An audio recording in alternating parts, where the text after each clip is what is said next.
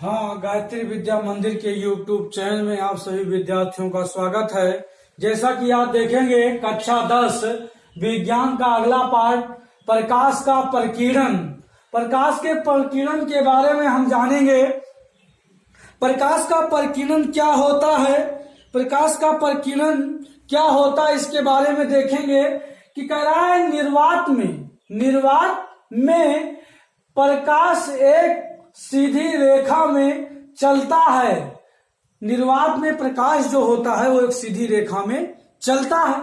कह रहे परंतु जब प्रकाश किसी ऐसे माध्यम से गुजरता है, प्रकाश जब किसी ऐसे माध्यम से गुजरता है कि जिसमें अति सूक्ष्म आकार के कण होते हैं, प्रकाश जिसमें अति सूक्ष्म प्रकार क्या होते हैं, अति सूक्ष्म आकार के क्या होते हैं, कण होते हैं। तो इन कणों पर प्रकाश की किरणें जब पड़ती हैं तो प्रकाश क्या होता है, इन कणों में टकराने के बाद फैल जाता है।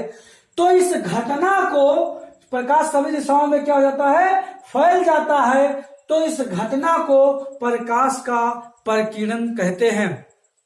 उदाहरण जैसे हम आपको बता रहे हैं, जैसे किसी झरोखे से या बरामदे या बयाले से प्रकाश की किरण आती है तो उसमें छोटे छोटे आपको कण उड़ते हुए नजर आते हैं, ठीक है। तो उन कणों पर जब प्रकाश की किरणें पड़ती हैं तो प्रकाश की किरणों को क्या कर देते हैं, फैला देते हैं। और यही प्रकाश की किरणों को जो फैला देते हैं, इसी की घटना को प्रकाश का क्या कहते हैं, प्रकीर्णन कहते हैं।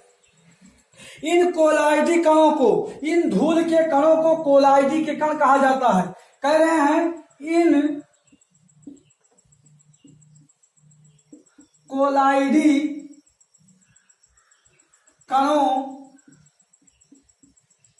कह रहे हैं कि इन कोलाइडी कणों का मतलब, कोलाइडी कण का मतलब धूल के कण, धूम्रपान मतलब जैसे धूल आदि के छोटे छोटे जो कण होते हैं। कह रहे हैं कि इन कोलाइडी कणों के द्वारा प्रकाश के प्रकीर्णन की घटना को, ठीक है, इन कोलाइडी कणों के द्वारा प्रकाश के प्रकीर्णन की घटना को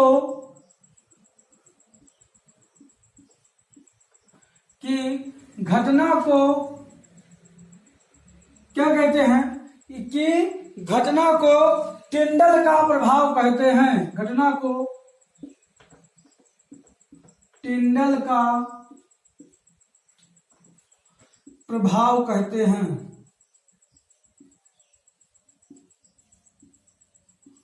टिंडल का प्रभाव कहते हैं, मतलब इसको टिंडल महोदय ने प्रकाश के प्रकीर्णन की विधि को टिंडल महोदय ने बताया था, इसलिए इसे टिंडल का प्रभाव भी कहते हैं। कह रहे हैं कि वास्तव में प्रकाश का प्रकीर्णन, वास्तव में जो प्रकाश का प्रकीर्णन होता है, ये माध्यम के कणों द्वारा प्रकाश का अवशोषण तथा पुनः विकिरण करता है। ये प्रकाश को अवशोषित कर लेता है और पुनः क्या करता है, वितरित करता है, ठीक है, प्रकाश के अवशोषण और पुनः वितरण को, ठीक है। करें टिंडल के प्रभाव से हम यह जान पाते हैं कि परिघटनाओं, ठीक है, से भी समझ सकते हैं कि जब किसी धूल से भरे कमरे में या धूल से भरा कोई कमरा हो और खिड़की से आता हुआ प्रकाश जब उसमें दिखाई देता है तो प्रकाश के किरण, प्रकाश पुंज का प्रकीर्णन कमरे की वायु में उपस्थित धूल के सूक्ष्म कणों को दृश्य क्या कराता है, दृश्यमान बना देता है। यानी वैसे आप देखेंगे तो कमरे में धूल के कण आपको उड़ते हुए नजर नहीं आएंगे, लेकिन जब किसी रोशनदान या किसी वयाले से, ठीक है, प्रकाश की किरण प्रवेश करेगी कमरे में तो आपको उसमें छोटे छोटे धूल के कण उड़ते हुए दिखाई पड़ेंगे, आप देखेंगे तो इसी के अनुसार आगे देखेंगे। कह रहे हैं कि प्रकीर्णित ठीक है। कह रहे हैं परिकीर्णित प्रकाश का रंग परिकीर्णन करने वाले कणों के आकार पर निर्भर करता है। जो परिकीर्णित प्रकाश की किरणें होती हैं उनका जो कलर होता है, उनका जो रंग होता है, वो प्रकाश के कणों पर निर्भर, धूल के कणों पर निर्भर करता है कि वो कण कितने छोटे हैं अर्थात कितने बड़े हैं, उन कणों पर ये निर्भर करता है। ध्यान देंगे। कह रहे हैं आगे, इसके बाद कह रहे हैं यह एक जो होता है, कह रहे पृथ्वी का वायुमंडल सूक्ष्म कणों का एक विषमांगी मिश्रण है। पृथ्वी का जो ये वायुमंडल आपको दिखाई पड़ रहा है, पूरा वायुमंडल जो आपको दिखाई पड़ रहा है, एक छोटे छोटे कणों के मिश्रण है, एक विषमांगी मिश्रण है। विषमांगी का मतलब इसमें कई प्रकार के ऐसे पदार्थ मिले हैं जो आपको कई प्रकार की गैसें हैं, धूल के कण हैं, ठीक है, सब इस वायुमंडल में क्या हुए हैं, मिले हुए हैं। ठीक है। कह रहे हैं कि बड़े आकार के कण अधिक तरंगदैर्घ्य के प्रकाश को परिकीर्णित करते हैं। जो बड़े कण होते हैं वो ज्यादा तरंगदैर्घ्य वाली प्रकाश की किरण, लाल रंग की तरंगदैर्घ्य हो गई, ठीक है, ज्यादा रंग की तरंगदैर्घ्य वाली किरणों को परिकीर्णित करते हैं, उनको यानी फैलाते हैं। परिकीर्णन करने का मतलब उस कण पर प्रकाश की किरण पड़े और फैल जाए, तो उसको क्या कहते हैं, परिकीर्णन की क्रिया कहते हैं। कह रहे हैं आगे, जब सूर्य का श्वेत प्रकाश वायुमंडल में उपस्थित बड़े कणों जैसे धूल के कण, पानी की बूंदों पर पड़ता है तो परिकीर्णित प्रकाश स्रोत, ठीक है, परिकीर्णित प्रकाश श्वेत भी दिखाई दे सकता है। परिकीर्णित प्रकाश जो होता है वो श्वेत भी दिखाई पड़ सकता है, अर्थात जैसे किसी बड़े कण पर सूर्य की किरणें अगर पड़े तो उस पे पड़ने के बाद जब वो फैलती हैं तो फैलने के बाद वो आपको श्वेत भी दिखाई, यानी सफेद रंग की भी दिखाई दे सकती हैं, या तो किसी कलर में दिखाई देंगी या तो श्वेत कलर में दिखाई देंगी, क्योंकि प्रकाश जब अपने अवयवी रंग, जैसे अगले भाग में हमने बताया था आपको, प्रकाश प्रिज्म के द्वारा जब विखंडित होता है तो अपने अवयवी रंगों में क्या हो जाता है, टूट जाता है। श्वेत प्रकाश की किरण 7 अवयवी रंगों से मिलकर बनी होती है और यह अपने अंगों में क्या हो जाती है, टूट जाती है। अगला भाग आता है, नहीं, जैसे आप आगे देखेंगे, कहें जब सूर्य का श्वेत प्रकाश वायुमंडल में उपस्थित सूक्ष्म वायु के कणों जैसे N2 है, O2 हो गया, जैसे वायुमंडल में नाइट्रोजन हो गया, ऑक्सीजन हो गया, ये सब वायुमंडल में क्या होते हैं, उपस्थित होते हैं। तो कह रहे हैं इन गैसीय अणुओं पर जब प्रकाश की किरणें पड़ती हैं तो क्या होता है, करें तो इसका व्यवहार भिन्न होता है, करें क्योंकि श्वेत प्रकाश के भिन्न भिन्न रंगों की तरंगदैर्घ्य क्या होती है, अलग अलग होती है। प्रकाश के जो श्वेत रंगों की तरंगदैर्घ्य होती है वो क्या होती है, भिन्न भिन्न होती है। अतः वायु के अणुओं द्वारा कम तरंगदैर्घ्य यानी प्रकाश बैगनी या नीला सबसे अधिक परिकीर्णित होता है। बैगनी रंग को ले लीजिए, या तो ये जैसे आपका बैगनी रंग हो गया या तो नीला रंग हो गया, इनका परिकीर्णन सबसे ज्यादा होता है। सबसे ज्यादा परिकीर्णन, अगर परिकीर्णित कोई रंग होगा तो वह बैगनी होगा, उसके बाद क्या होगा, नीला रंग होगा। इसका परिकीर्णन बहुत ज्यादा होता है। जिन रंगों का नाम लेकर कभी भी परीक्षा में पूछ लेता है कि श्वेत प्रकाश की किरण में किस रंग का परिकीर्णन सबसे अधिक होता है, तो आपको बताना है बैगनी रंग का परिकीर्णन सबसे अधिक होता है और लाल रंग का परिकीर्णन सबसे कम। ये ध्यान रखिए। कह रहे हैं तथा अधिक तरंगदैर्घ्य प्रकाश यानी लाल सबसे कम परिकीर्णित होता है, यानी लाल रंग का परिकीर्णन सबसे कम होता है। ठीक है। एक प्रश्न आपसे परीक्षा में बहुत पूछा जाता है कि आकाश का रंग, ठीक है, नीला क्यों दिखाई देता है। आकाश का रंग नीला होता है, हमको आकाश कैसे दिखाई पड़ता है, आकाश का रंग नीला दिखाई पड़ता है, ठीक है, लेकिन वास्तव में आकाश का रंग है कैसा। वास्तव में आकाश का रंग है काला, लेकिन हमको दिखाई पड़ता है नीला। ये काहे को दिखाई पड़ता है? ये भी प्रकाश के प्रकीर्णन की घटना है। यदि हम आसमान को चंद्रमा से खड़े होकर यानी चंद्रमा पर खड़े होकर देखें तो आकाश हमको काला दिखाई पड़ेगा।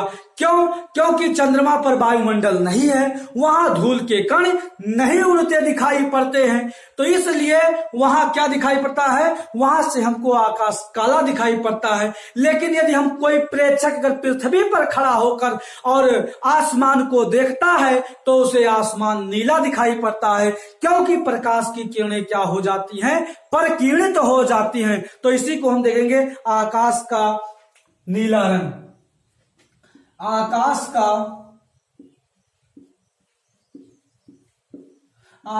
का नीला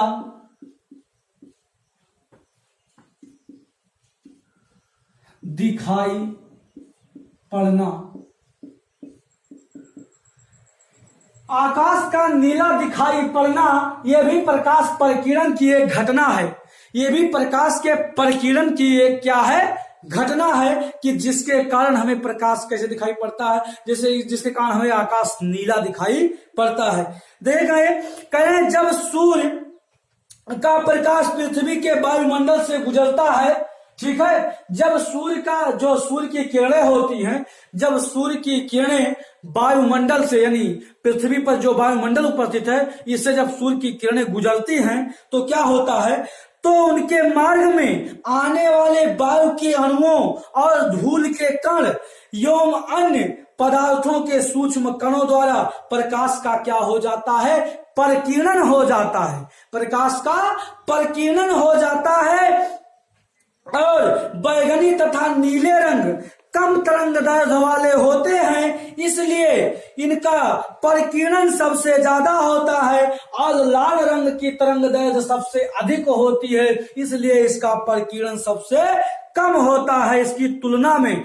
मतलब बैगनी रंग की तुलना में आप देखेंगे कि बैगनी रंग की तुलना में लाल रंग 16 गुना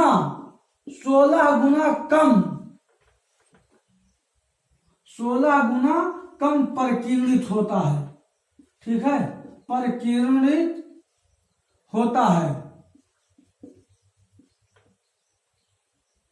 प्रकीर्णित होता है, 16 गुना कम प्रकीर्णित होता है। ठीक है, ये जो लाल रंग के प्रकाश की तुलना में लगभग 16 गुना अधिक प्रकीर्णित होता है। ठीक है, मतलब 16 गुना क्या होता है? बैगनी रंग अधिक प्रकीर्णित होता है और बैगनी रंग की तुलना में लाल रंग 16 गुना कम प्रकीर्णित होता है। ठीक है, 16 गुना कम प्रकीर्णित होता है और 16 गुना अधिक प्रकीर्णित होता है। इसको आप ऐसे भी लिख सकते हैं, लाल रंग की तुलना में, ऐसे लिख सकते हैं, हमने उल्टा थोड़ा कर दिया है, आप ऐसे भी कह सकते हैं इसको। ठीक है, लाल रंग की तुलना में बैगनी रंग, ठीक है, बैगनी रंग का प्रकीर्णन 16 गुना अधिक होता है।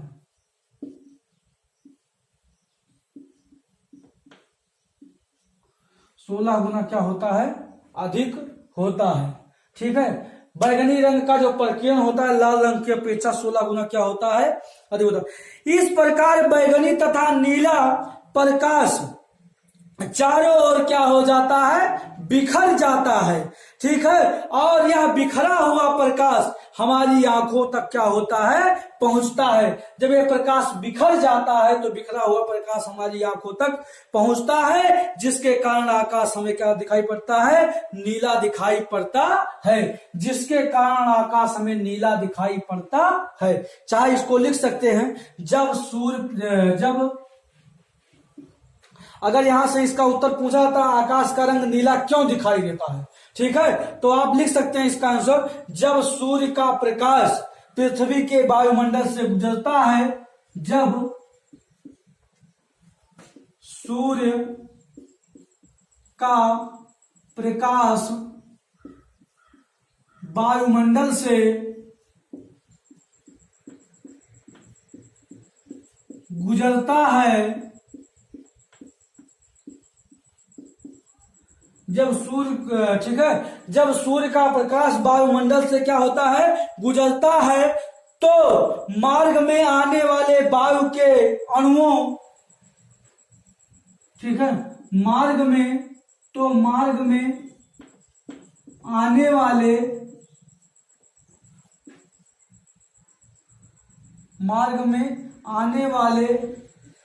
वायु के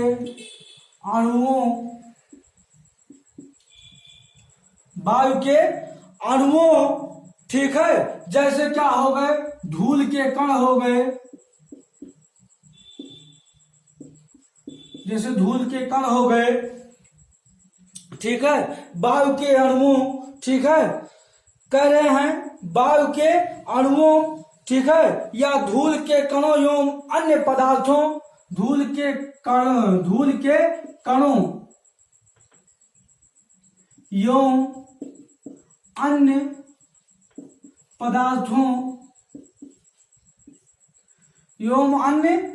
पदार्थों के सूक्ष्म कणों द्वारा इनका परिकीर्णन होता है, के पदार्थों के सूक्ष्म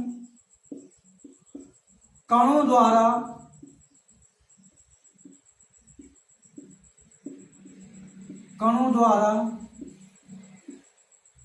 इनका परिकीर्णन होता है। क्या होता है, ठीक है, इनका परिकीर्णन होता है। बैगनी तथा नीले रंग के प्रकाश का परिकीर्णन, बैगनी तथा नीले रंग के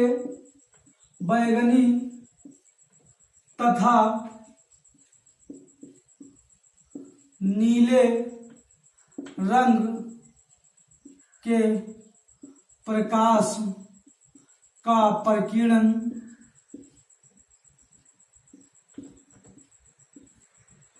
बैगनी तथा नीले रंग के प्रकाश का परिकीर्णन लाल रंग के प्रकाश की तुलना में, लाल रंग के प्रकाश की तुलना में लगभग 16 गुना अधिक होता है। यानी बैगनी रंग 16 गुना क्या होता है, अधिक परिकीर्णित होता है। इस प्रकार बैगनी तथा नीला प्रकाश, इस प्रकार बैगनी तथा नीला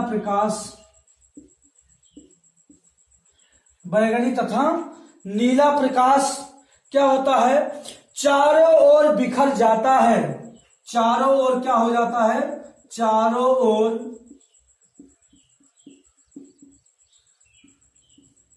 बिखर जाता है, चारों ओर क्या हो जाता है, बिखर जाता है। करें यह बिखरा हुआ प्रकाश हमारी आंख में पहुंचता है, यह बिखरा हुआ प्रकाश, यह बिखरा हुआ प्रकाश हमारी आंखों में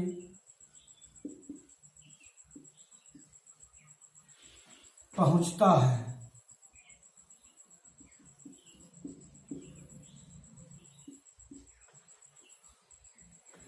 हमारी आंखों में क्या करता है, पहुंचता है, जिसके कारण हमें आकाश नीला दिखाई पड़ता है, जिसके कारण